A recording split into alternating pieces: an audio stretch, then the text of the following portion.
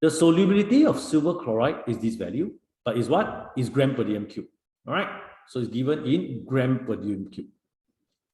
So let's say I use blue color. So all in all, they want you to find the solubility product, the right-hand side value. All right. So given what? Given the MR, consider that very smooth. Molar solubility equals to gram solubility divided by its MR or molar mass. You get this.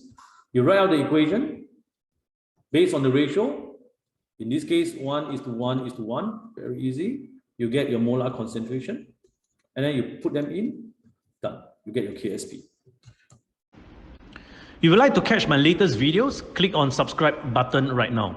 And click on the bell if you want to receive instant notifications once I've uploaded my latest video. If you would like to join my live chemistry classes and revision workshops, go on to winnerseducation.com and find out how you can score distinction for chemistry on a consistent basis, either in our center or online via Zoom. If you want to check out my online school, go on to passwithdistinction.teachable.com. You'll be able to learn chemistry concepts at your own pace and anywhere in the world, topic by topic. This is Sean Chua from Winners Education, to your distinction in chemistry.